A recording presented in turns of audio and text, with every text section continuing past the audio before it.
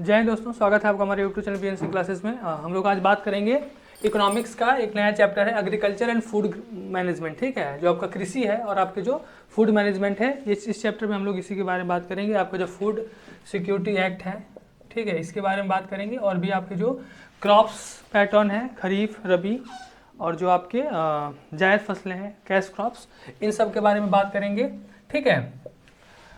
कह रहे मतलब देखें तो इकोनॉमी के पॉइंट ऑफ व्यू से देखें तो एग्रीकल्चर एंड फूड मैनेजमेंट आपका एक इंपॉर्टेंट चैप्टर आता है इकोनॉमी में। इसके पहले वाले वीडियो में हम लोगों ने जो आपका इन्फ्लेशन वाला जो चैप्टर था, मुद्रास्फीति, उसको हमने कंप्लीट कर लिया है। आज हम लोग बात करेंगे एग्रीकल्चर एंड फूड मैनेजमेंट, ठीक है। आज के वीडियो में हम लोग सिर्फ एक इंट्रोडक्शन लेवल पे हम लोग इस बात करेंगे। मेनली हम लोग एग्रीकल्चर का जो मेन जो चैप्टर स्टार्ट होगा वो कल से हम लोग बात करेंगे इस वाले टॉपिक पे। आज हम लोग सिर्फ एक इंट्रोडक्शन के पॉइंट ऑफ व्यू से देखते हैं। तो देखिए, एग्रीकल्चर आपका कहें तो भारत एक कृषि प्रधान देश है, ठीक है। हमारे यहाँ जो एक प्राइम मूविंग फोर्स जो कंट्री की है इकोनॉमी की, वो आपका एग्रीकल्चर बेस है, ठीक है। अब आज़ादी के पहले देखें, आज़ादी के बाद जो हमारा जो कृषि था, वो हमारे लोगों के यहाँ का जो मेन ऑक्यूपेशन, जो मेन लाइवलीहुड है, लोगों की जो जीवन यापन है, वो आपका मेनली आपका कह सकते हैं कि हमारे जो मैक्सिमम पॉपुलेशन है वो किसी ना किसी तरीके से एग्रीकल्चर पे डिपेंड करती है, ठीक है। हमारे यहाँ लगभग आप देखें तो आज भी हमारे गांव की जो पॉपुलेशन है वो 65% के आसपास गांव में रहती है और 35% आपका अर्बन एरिया में रहते हैं लोग। उन 65% में हम लोग देखें तो लगभग आपके 50% लोग हैं जो डायरेक्टली आपके एग्रीकल्चर पे डिपेंड होते हैं, ठीक है। और जो बचे हुए हैं वो डायरेक्टली या इनडायरेक्टली किसी ना किसी तरीके से आपके एग्रीकल्चर पे डिपेंड होते हैं, ठीक है। इस बारे में हम लोग बात करेंगे, कुछ इंपॉर्टेंट फीचर्स के बारे में बात करेंगे एग्रीकल्चर से रिलेटेड, कृषि से रिलेटेड। अगर हम लोग पहली बात करें, अगर हम लोग मॉनेटरी पॉइंट ऑफ व्यू से अगर एग्रीकल्चर देखें तो आज के समय में जो आपका इकोनॉमिक सर्वे 2020-21 का जो इकोनॉमिक सर्वे है, उसके अनुसार जो हमारे इकोनॉमी में एग्रीकल्चर का जो शेयर है हमारे, वो है 17.8% ऑफ जीवीए, यानी जो ग्रॉस वैल्यू एडेड है उसका 17.8% शेयर आपका एग्रीकल्चर वाले सेक्टर से आता है, ठीक है। एग्रीकल्चर सेक्टर से 17.8% था। 1950-51 में ये आपका जीडीपी का 55.4% शेयर होता था, ठीक है।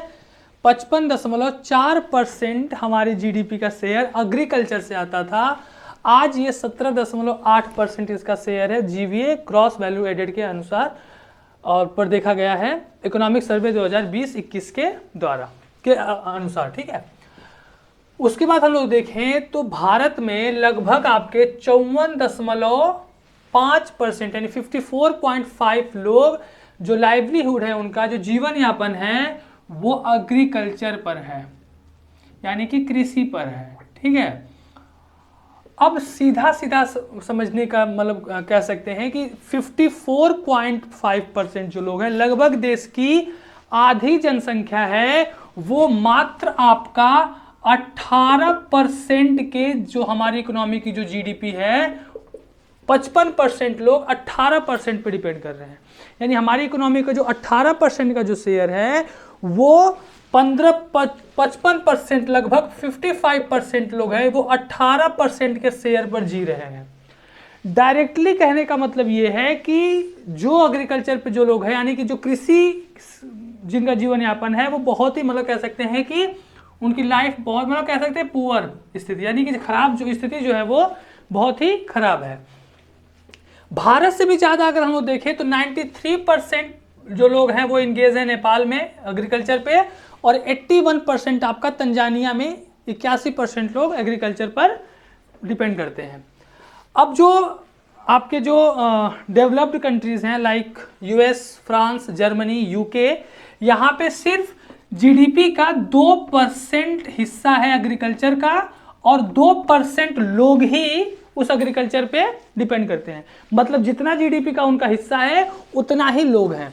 भारत में 18% जीडीपी का उनका हिस्सा है, लेकिन लोग कितने हैं? 55%। समझ रहे हैं? मतलब कहने का मतलब है कि दोनों के बीच में जमीन आसमान का अंतर है। साफ साफ कहना, सरल शब्दों में हम लोग कहें तो 55% लोग सिर्फ 18 रुपए पर डिपेंड करते हैं, ठीक है। सीधा सीधा कहने का मतलब यही है। इसके बाद हम लोग देखें तो इसके पहले वाले वीडियो में हम लोगों ने जब प्राइम मूविंग फोर्स पे बात की थी तो हमने बताया था कि 1940s मतलब 1940 के दशक के आसपास जब देश आज़ाद हो रहा था, मतलब 47 के आसपास, तो हमने जो एग्रीकल्चर पे प्राइम मूविंग फोर्स मतलब हम एग्रीकल्चर को किस बेस पर लेकर आगे बढ़ेंगे, वो हमारे जो उस समय के जो लोग थे उन लोगों ने इंडस्ट्रियल सेक्टर को इन लोगों ने प्राइम मूविंग फोर्स के लिए, इकोनॉमी का जो प्राइम मूविंग फोर्स होता है उसके लिए उन लोगों ने इंडस्ट्रियल सेक्टर को अडॉप्ट किया था। यानी कि हम लोग इंडस्ट्री को लेकर आगे बढ़ने की कोशिश करेंगे। 2002 में हमारी सरकार ने डिसाइड किया कि हम जो हमारा prime moving force of economy है उसको हम इंडस्ट्रियल सेक्टर को न लेके एग्रीकल्चर को लेकर आगे बढ़ेंगे, यानी कि कृषि को लेकर आगे बढ़ेंगे। अब कृषि को आगे लेकर बढ़ने का जो ये विचार था ये क्यों आया, हमने पहले ही आपको बताया था कि धीरे धीरे जो हमारे जो वर्ल्ड में एग्रीकल्चर को उस समय लेके मतलब कह सकते हैं कि बहुत ही मतलब एग्रीकल्चर को अनडेवलपमेंट यानी कि कह सकते हैं कि लो कैटेगरी में देखा जाता था। ठीक है, धीरे धीरे लोगों का जो विचार था वो कृषि को लेके वो बदलना शुरू हुआ और 90 के दशक के आसपास कह सकते हैं कि एग्रीकल्चर जो था वो पूरी तरह से सोच लोगों की बदल गई थी। ठीक है, अब एग्रीकल्चर को भी हम लोग अगर कहते हैं तो अगर कृषि में भी हम लोग उसमें अगर साइंटिफिक मेथड बहुत सारे ऐसे तरीके हैं, अगर हम लोग उसको अपना लें तो एग्रीकल्चर भी हमारे लिए बेस्ट हो सकती है, बेटर हो सकती है, हमारे इकोनॉमी में उसका कंट्रीब्यूशन बढ़ सकता है। ठीक है, तो कहने का मतलब यह है कि हम एग्रीकल्चर को भी अगर चाहें तो बूस्ट कर सकते हैं, मतलब इसको हमारी इकोनॉमी में इसको इसको डेवलपमेंट हो सकता है, लेकिन उसके लिए हमारे गवर्नमेंट को बहुत कुछ करना पड़ेगा।